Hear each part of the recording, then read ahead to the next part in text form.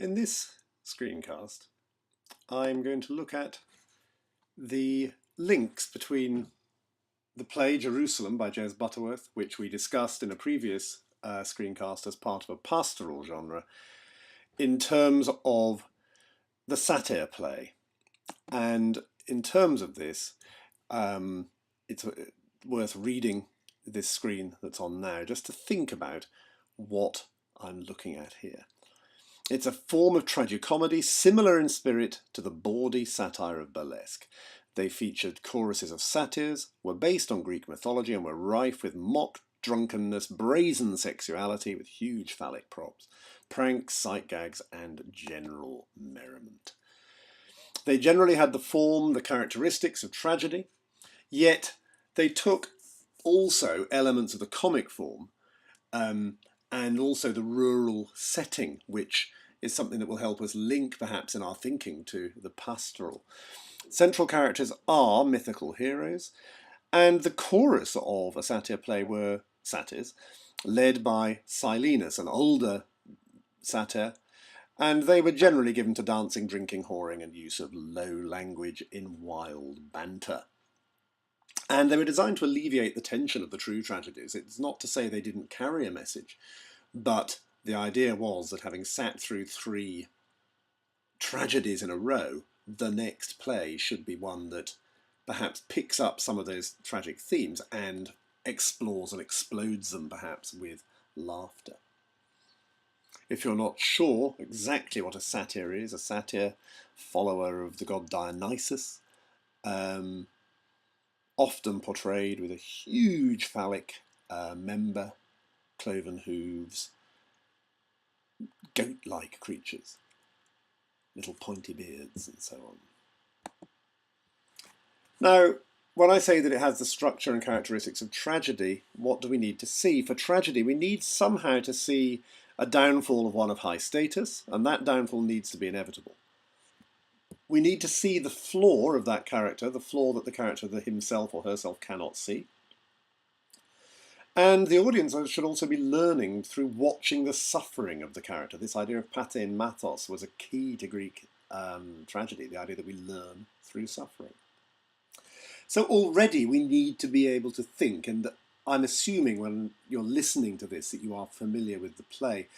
And the thoughts that you might need to begin to have as you're reading is what lessons about our world and the human condition might Johnny be teaching us? If he is to be a tragic hero, he has to be providing us with a lesson. But also, why might this feral outsider be precisely the right person to hold the mirror to 21st century society? I wonder, when we think of him as a mythical hero, he's hardly a figure from Greek myth, but then we start to look at his storytelling and we see that he is a man who meets and converses with giants as equals. He's a man who can escape from captivity. He's a man who has a magical birth and creation myth. A man who dares to enter the enemy's lair and despoil their women. Sexual prowess, definitely established in his story with Girls Aloud, even though he goes and hides in the toilet for most of it. He has a mythical prowess as a daredevil. He is presented in this way to us, in that way. And within that mythical prowess, he also cheats death. It's not just the resurrection of the driver, of the daredevil rider. You know, maybe even at the end of the play, this is what we are beginning to see. So Johnny could have these characteristics, and it's certainly an area that is valid to be considered. More than that, he seems to be more than human. I don't necessarily mean he's supernatural. He isn't. I don't think that at all. But there's something about him that links him to an animal world. Right at the beginning of the play, in one of the early stage directions, Butterworth dances there, writes, despite a slight limp, he moves with the balance of a dancer, or animal.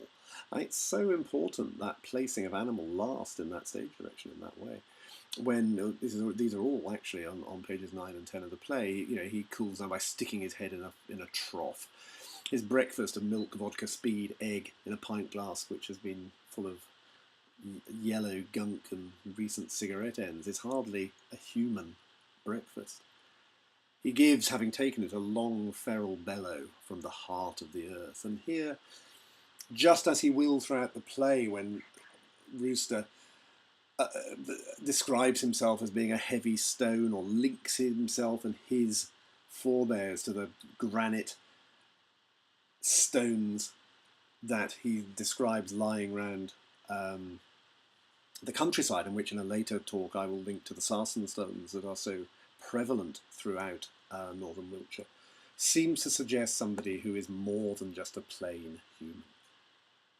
If we accept all this, and I certainly would like us to consider it and play with it, what role does he play in the world? Well, he battles against the evil powers of the state, perhaps, and will save the world, as in the environment and the world, so much more than just houses and money. He protects the innocent, and we have to consider the Phaedra strand of the story in relation to this. He allows all the initiation rites that the young wish to take part in to take place safely.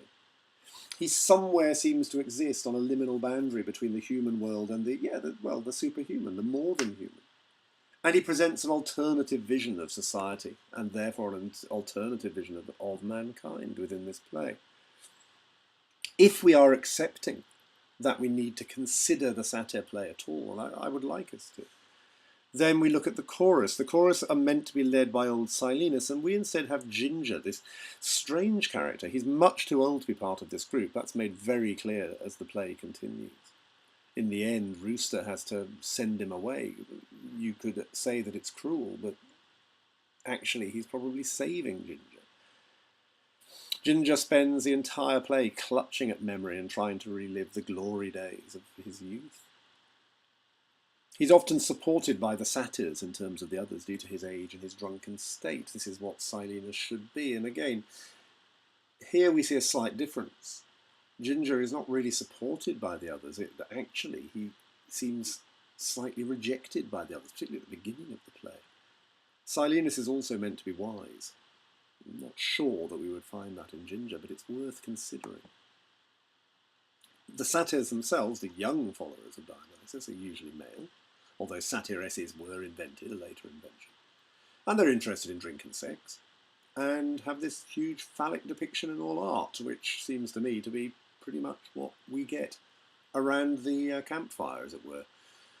These followers of Dionysus, it's interesting that Rooster himself describes them as his onlookers when he's talking to Dawn. That seems to me to be about right. There's very little sense that they feel that they owe him allegiance beyond their need. The pack is fickle. By the end, everyone will leave Rooster alone, and they've all taken part in humiliation, using the 21st century mobile phone medium.